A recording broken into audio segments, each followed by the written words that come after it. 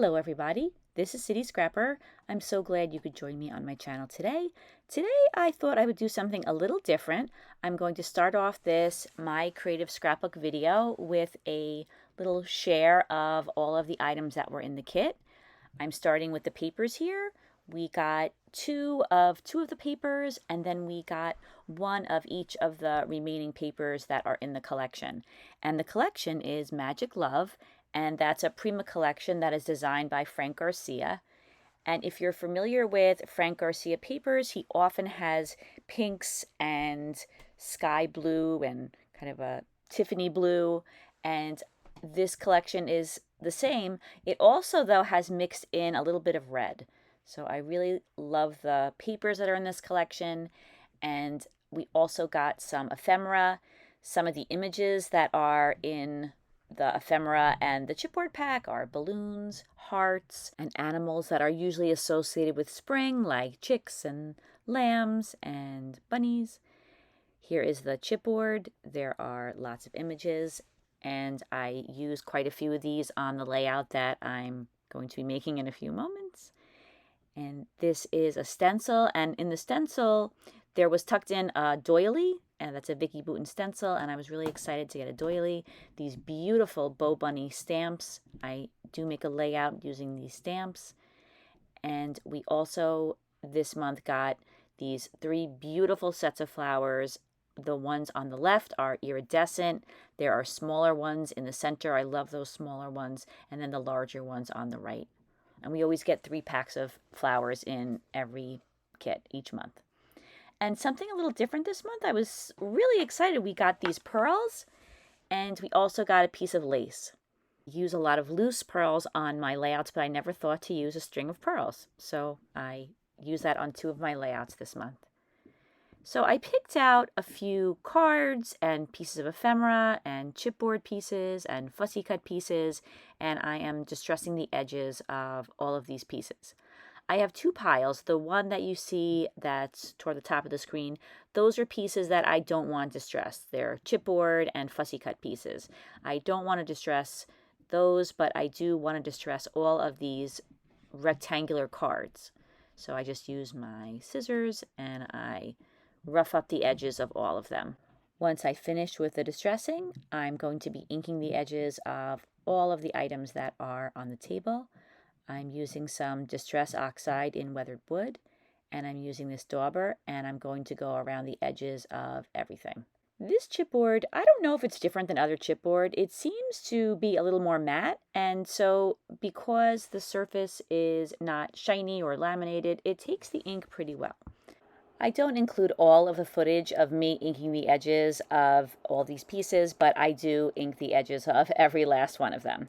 And in that way, everything on the layout will look uniform. So I selected this piece of pattern paper for this layout. I'm very sorry about all of the light that's on the left-hand side of the layout. This particular area where I'm filming is flooded with light on this particular day. I hope you could bear with me. I do switch to a different location. But I hope you could see how beautiful this piece of paper is. I just love that blue background and the pink border and the gold foiling that's on it. So this was my favorite piece of paper from this particular collection. So I picked out a photo. It's a 4x6-inch photo. I mounted it on some white cardstock, and then I popped it up on some adhesive foam. After I did that, I attached it down to a little bit larger piece of cardstock with some ATG adhesive, and then I am using that larger piece of cardstock and I am mounting all of these various elements on that piece of cardstock. I like doing that because I like to have the option of being able to move the large cluster around the page. Sometimes I don't center things correctly if I attach them right down to the page, or sometimes I want to add some mixed media to the background. It's just come in very handy a number of times to have that cluster separate from the pattern paper, so I often do it. Not always, but I often do it just to be safe.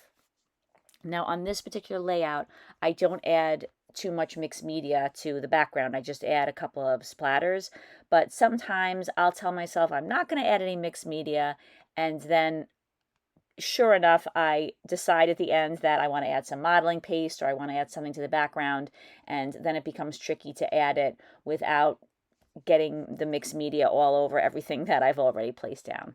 So it is something that I do quite often. So you can see here that there's a lot of fussing around with things. I'm trying to make all of the elements look balanced, and I'm always looking at that outside silhouette. I'm always looking to see what shape all of these different pieces make. And so I'm keeping that in mind and I'm attaching things down. And I mention this a lot about ATG adhesive. I really like using it because when you work with quality papers like these, there's really no problem with picking things up and moving them around.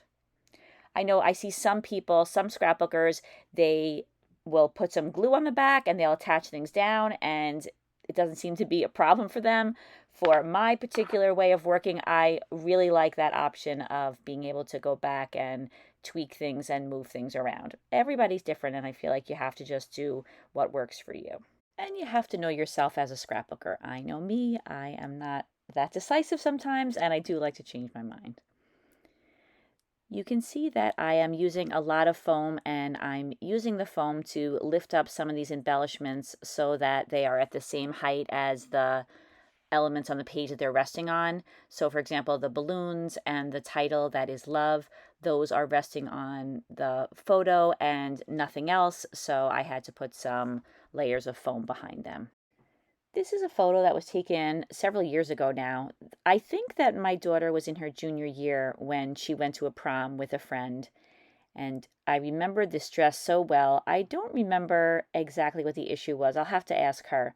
But I remember that a good friend of hers gave her this dress. She had worn it to her prom, and she told Julia that she wasn't planning on wearing it anymore and that Julia could do whatever she wanted with it. And you can't see it in this picture, but there was like this beautiful short little train that was on this dress, and it was covered in some beautiful sequins and jewels and things. So I remember we had to get it altered, and it took a couple of times of going back to the tailor to get it the way she wanted it. But in the end, she looked really beautiful in it, and I really love this picture. I feel like it just captures the beautiful day and the spirit of the occasion. She just looks really happy, and I remember that, she really enjoyed this night.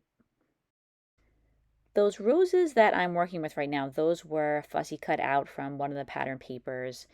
I love the way Prima patterned papers often have beautiful images of florals and lots of other things too that you can fussy cut out and include in your layout. So I did that on this particular layout. I cut out some of the flowers and I popped them up on some of the foam.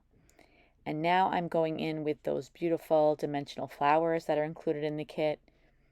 Some of the flowers are iridescent in finish, and I just love those. They're really stunning. So I picked out a couple of those to use on this layout.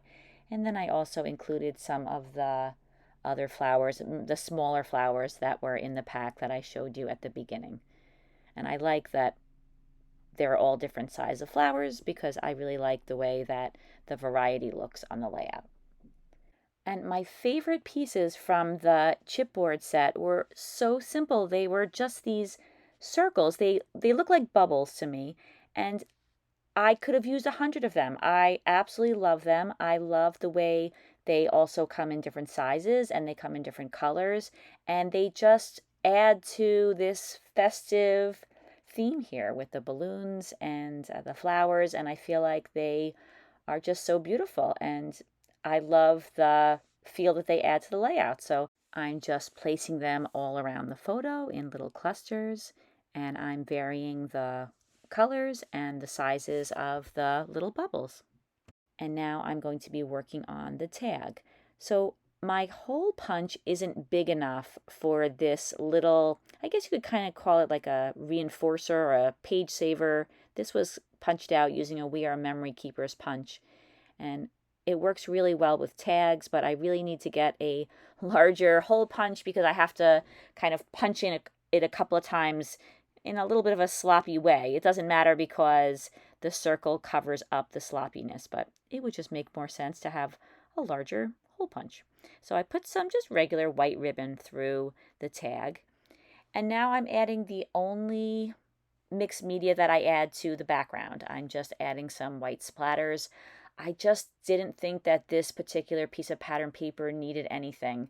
There is a lot going on. There are a lot of images that are actually on the background paper, and then a lot of things were added on top. So I thought I didn't need anything else, and I just added some splatters.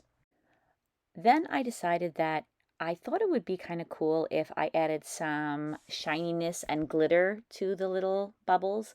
So I got out some Bow Bunny glitter paste, and the color is sugar, but there's really no color. It's really a clear paste, and there's some glitter mixed in.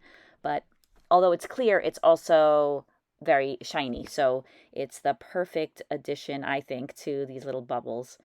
And then, as I had mentioned, some of the flowers have kind of an iridescent finishing to them, and I thought, let me just add some of this glitter paste to the flowers that don't have any finishing on them. And then I was thinking that I wanted to add some florals, and I'm going to add some glitter paste to those too. But before I go ahead and do that, I'm adding a second coat of this glitter paste. It dries very quickly, so I just really wanted those to be super shiny. So over to the left-hand side, you could see a pile of die cuts. Those are some floral die cuts. I have a few dies in my stash that are different like floral branches, and I like to use those on my layouts, and I think that they add a nice little touch to the layouts. So I'm not going to paint them a different color. I sometimes will color them with watercolors, or sometimes I'll emboss them, but I felt that there was enough going on. There were enough different colors, so I wanted to keep them white, but I also wanted to add a little bit of something to them, so I figured I would cover these with the glitter paste as well. And because this glitter paste is clear, it does add a little bit of sparkle and shine, but it doesn't totally transform the look of whatever you put it on. So I brushed some of that glitter paste on all of these little floral die cuts. And then after I let them dry, I'm going to put them on the layout. I wanted to save that image. There was a little image of some chicks on the bottom of that card. And I thought, well, since I didn't end up using that card in a way where you could see the bottom, that I would just cut that off. And then I added some ATG adhesive to the back of that whole cluster, and I attached that down, as you could see there. And now I'm adding those little floral die cuts all around. And I'm really glad that I left those die cuts white. There's so much color going on. I feel like the white is a nice little break for your eye, and it brightens up the layout a little bit. So I'm just tucking some of those florals around the flowers and just all around the layout. I'm adding the date with a gold pen. That's a Martha Stewart pen. And then here I am just going in and ruffling up some of those background pieces a little bit using my fingers, and you saw that I just used the scissors a little bit. I just wanted to look a little bit more distressed.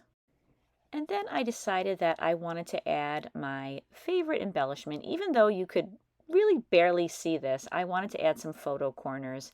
So I just used my EK Success scalloped photo corner punch, and I punched out two little photo corners, and I'm just putting them in two of the corners, and I'm adding a pearl, just a very small pearl, to each of them. And it's just a little touch that I'd like to add.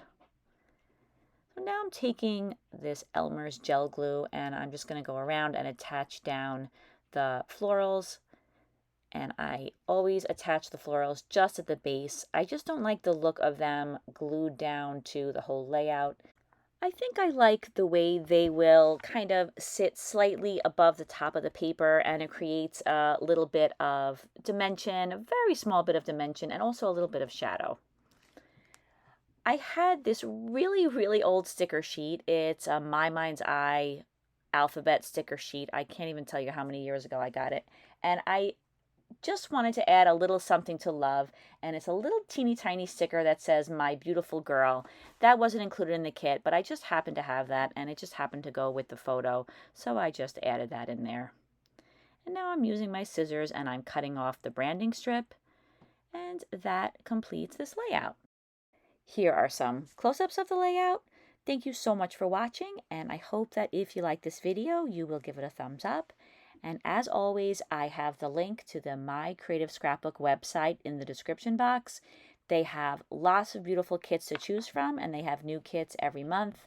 I really love creating with the limited edition kit, but I know that there are lots of other kits for lots of other types of scrapbookers.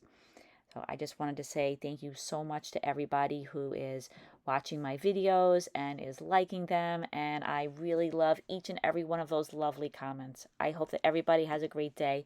Take care. Bye-bye.